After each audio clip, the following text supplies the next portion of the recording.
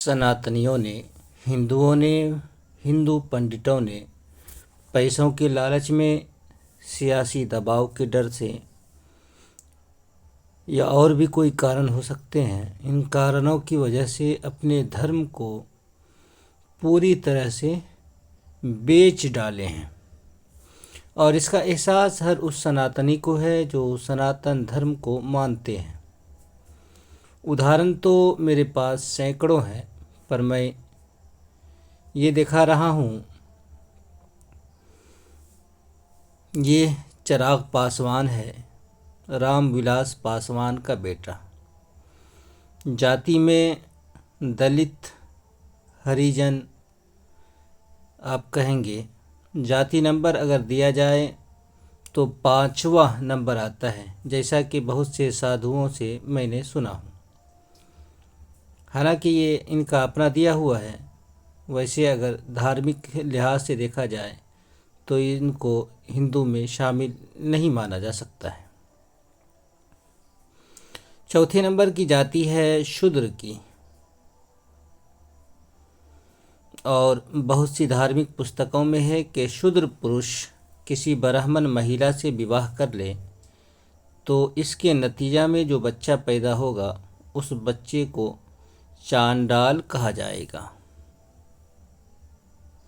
और चांडाल के बारे में मैंने बताया कि, और कई मेरी वीडियो में बात आई है कि उसे कोई भी किसी भी तरह के धार्मिक कार्य करने का अधिकार नहीं है। और ये जो 5वें नंबर की जाति दलित है,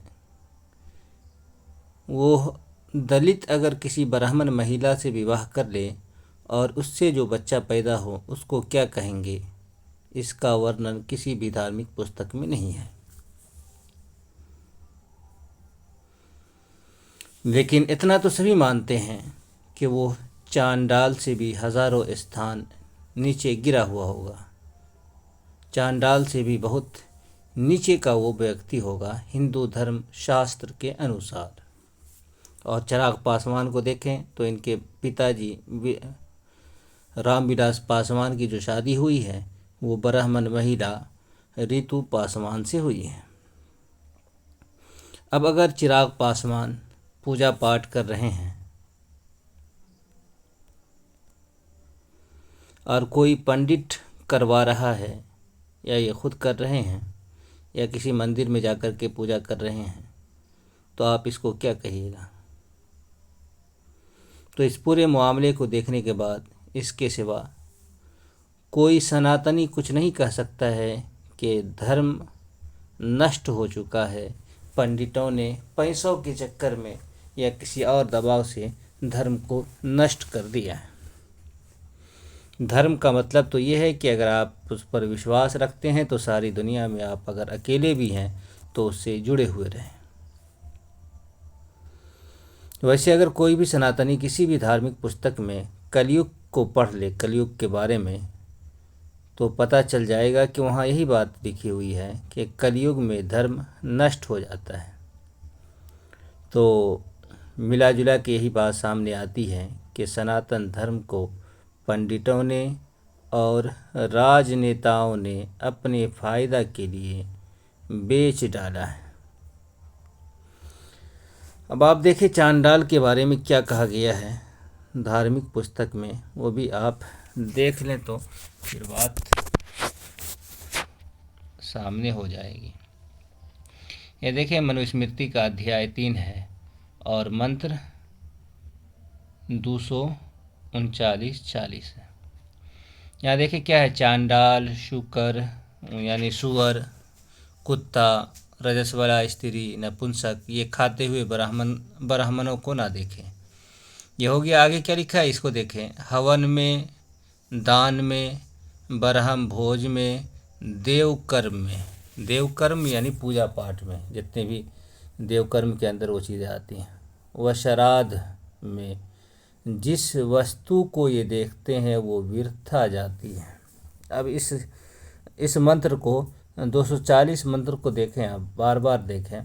और ये बात यहीं नहीं लिखी हुई है, इस तरह की बात हम आपको 50 जगहों पर दिखा सकते हैं धार्मिक पुस्तकों में। बल्कि वो सारी बातें मैं लिख कर के नोट कर चुका हूँ। ऐसी बात नहीं है कि मुझको तलाश करने में कहाँ कहाँ लिखा है, मेरे पास वो सारी बातें लिखी हुई हैं।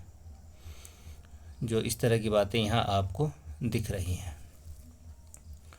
तो यहाँ आप देखें कि देखने से, ये क्या लिखा है, देखते ही वो व्यर्था हो जाती है।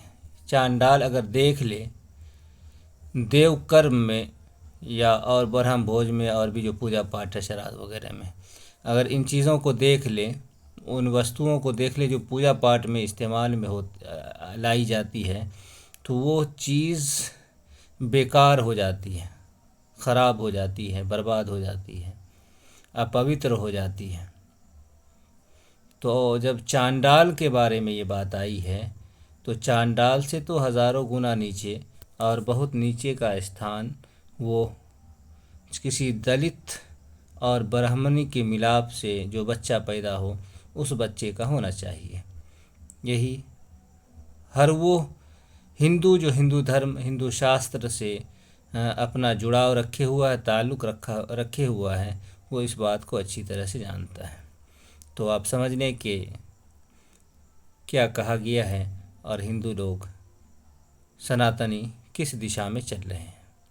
तो ये बात हमें आपके सामने लानी थी, जो मैं आपके सामने ला चुका हूँ। आप देखते रहिए इसको कि यहाँ क्या लिखा हुआ है।